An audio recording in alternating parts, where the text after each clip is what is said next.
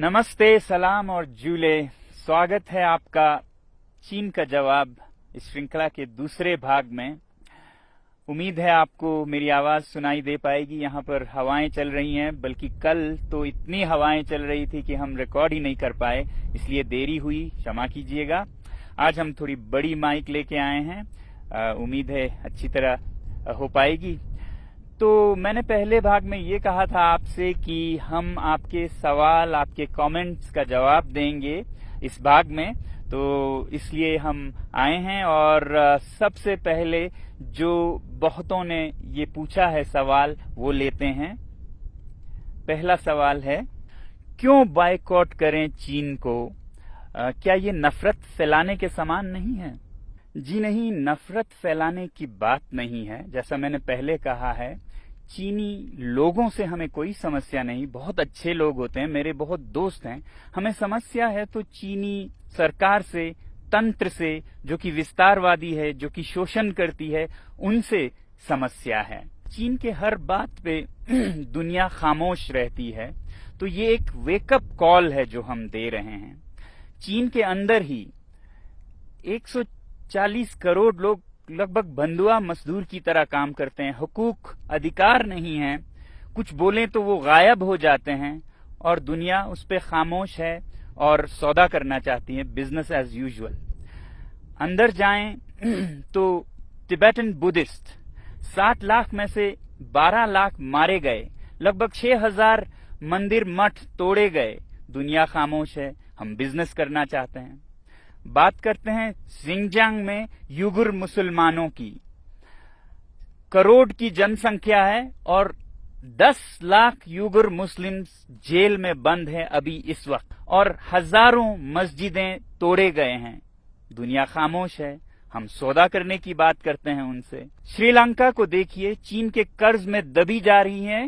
ये जो पोर्ट है हम्बनतोता का, वो तो बिक गया है चीन को, उसके कब्जे में है। पाकिस्तान इतने कर्ज में डूबा है कि शायद ये देश भी एक गुलाम सा हो जाए। दुनिया खामोश है, सौदा करना चाहती है। ये तो दुनिया की बात हुई। मेरे लिए सबसे बड़ी बात है मेरे दरवाजे पे क्या हो रहा है। लद्दाख की धरती में चीन 1962 से, जहां पर की जंग खत्म हुई थी, कितने किलोमीटर अंदर आ चुका है। हमारे यहाँ के चरवाहे अपने चरागाहें खो चुके हैं। कहाँ ले जाएंगे वो अपने भेड़ बकरियों को? दुनिया खामोश है और हम उनको जो मनमर्जी वो करते हैं, धक्का मुक्की करने देते जा रहे हैं। तो क्या हम ये कहें उनसे कि वो बेदर्दी से सर काटे मेरा, और मैं कहूं उनसे, हुजूर आहिस्ता आहिस्ता, जनाब आहिस्ता आहिस्ता? नहीं, अब हमें जवाब देना होगा, और जवाब हमें अपने हाथों में लेके वॉलेट पावर से देना होगा। और ये कोई गलत या बुरी बात भी नहीं है। सैंक्शंस सदा प्रयोग किए जाते हैं जब भी कोई गलत करता है, वो चाहे देश हो। उत्तरी कोरिया पर सैंक्शंस लगाते हैं देश, तो हम क्या अपने पर्सनल इकोनॉमिक सैंक्शंस नहीं लगा सकते इन देशों पर? और बॉयकॉट करना कोई नई बात भी नहीं है। आपने सुना होगा स्वदेशी movement, boycott movement. Tilak ji के नेतृत्व में 1905 से शुरू हुई थी ब्रिटिश सरकार के खिलाफ बॉयकॉट का, उनके सामान का। तब हम ब्रिटिश सरकार के गुलाम हो चुके थे। अब हमें समझ आनी चाहिए कि prevention is better than cure, तो इसलिए हम अभी से करें। बल्कि मैं तो कहूंगा कि अगर हम कुछ ना करें और देखते रहें तो वो गुनाह है। जुल्म करना गुनाह है तो जुल्म सहना भी गुनाह है। आप में से बहुतों ने दूसरा सवाल पूछा है, जनता को क्यों करनी पड़ी बैन या बॉयकॉट? हमारी सरकार क्यों नहीं बैन करती चीनी सामान को? देखिए, सरकारों के बंदिशें होती हैं, प्रोटोकॉल्स होती हैं, व्यापार बहुतरफा होती हैं, तो इसलिए सरकार के लिए शुरू में मुश्किल हो सकता है। मगर अगर जनता करे, जनता की अपनी मर्जी है, चॉइस है, कस्टमर इज द किंग, तो कोई दुनिया की ताकत उसे पूछ नहीं सकती कि आप ये क्यों नहीं खरीद रहे हैं, वो क्यों खरीद रहे हैं। वैसे भी हम सरकार के लिए क्यों इंतजार करें? जब लोग कुछ करने लगे तो सरकार वैसी ही नीतियां बनाती हैं जो लोगों की, जनता की मूड होती है। अमेरिकी राष्ट्रपति कैनेडी ने कहा था, ask not what the country can do for you, ask what you can do for your country. क्या ये व्यावहारिक या संभव भी है कि हम चीन जैसे बड़े देश के सामान को बॉयकॉट कर सकें? जब कोई देश या कोई तंत्र अत्याचार करे, ज्यादती करे, वो हद से बढ़ जाए, तो मुमकिन क्यों नहीं अगर जनता में जज्बा हो। अरब स्प्रिंग में एक नहीं 5-6 तानाशाह सरकारें गिर गईं महीनों में, और वो शुरू हुआ था एक सब्जी वाले की पुकार से। तो हम क्यों नहीं कर सकते ऐसा काम जो कि हमारे दरवाजे पे इतना अत्याचार और इतनी जोर जबरदस्ती कर रहा है। हमारे पास और कुछ नहीं तो अपना बटुआ तो है ना। कस्टमर इज द किंग, जागो ग्राहक जागो। और एक सवाल है कि हम चीन में बने सामान के बिना कैसे काम चलाएं। न सिर्फ सामान बल्कि सामान के अंदर के कलपुर्जे भी चीनी होते हैं बहुत बार। और विकल्प क्या हैं? दोस्तों, हम चीनी सामान में डूबे जा रहे हैं, कुछ इस तरह की जैसे हमारे हाथ में कुछ है ही नहीं। एक शेर है जिसे मैं आपके सामने रखूंगा इस हालत को दिखाने के लिए। खरीदें कब तलक कोट पतलों पे रहन हम चीन से। पे रहन एक कपड़े का नमूना है। खरीदें कब तलक कोट पतलों पे रहन हम चीन से, अपनी अय्याशी की गर हालत यही कायम रही, आएंगे गुस्साल चीनी और कफन भी चीन से।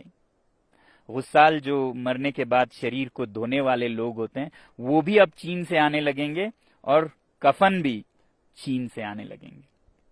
बहरहाल देखिए, जिंदगी प्योर इकोनॉमिक्स नहीं होती, सब कुछ पैसे में नहीं होता, कुछ उसूल भी होते हैं, अच्छे बुरे का कुछ फर्क इम्तियाज भी होता है।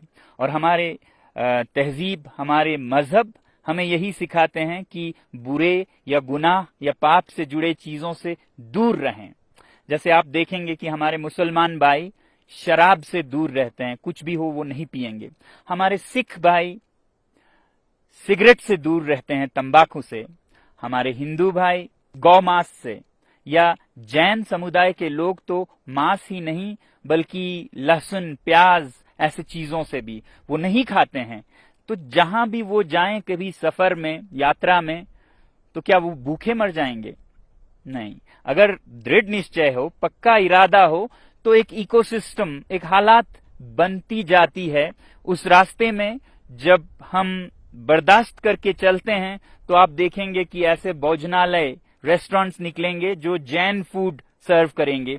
तो 1 साल 2 साल में एक नया इकोसिस्टम बन जाता है। उसी तरह अगर हम ये चीन के सामान को भी गुनाह से जुड़ी समझे, जैसा कि मैंने कहा इसके पीछे अत्याचार है, तो 1-2 साल में सारे दुनिया के देश और अपने हमारे देश में ऐसी चीजें बनने लगेंगी कि हमें इसका याद भी नहीं होगा कि हम ये नहीं कर पाएंगे, ऐसा सोचते थे।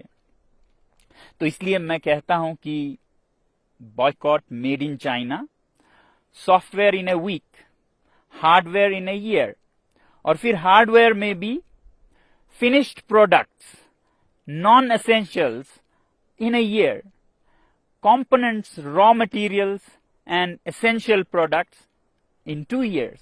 हम योजनाबद्ध तरीके से चल सकते हैं अगर हमारे अपने में सूझबूझ है। कोई ऐसा नहीं है कि कल या परसों ही हम सब कुछ बंद करें।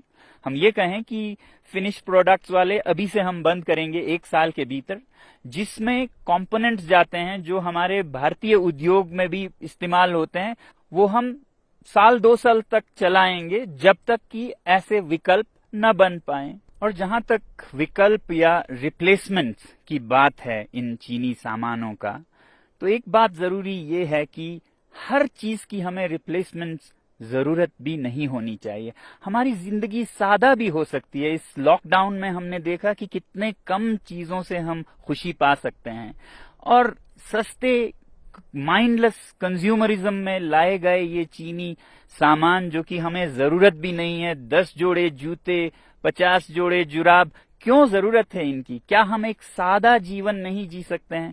बदल सकते हैं जिंदगी के शैली को कि हम थोड़े में ही गुजारा करेंगे मगर साफ अच्छे चीजों को ही अपने जीवन से जोड़ेंगे। इसलिए ilivesimply.org पे जाइए और देखिए सादा जीवन कैसे जी सकते हैं, अपने पर्यावरण को, अपने पृथ्वी को, जीव जंतुओं को कैसे बचाए हुए खुशी का एक जीवन जी सकते हैं।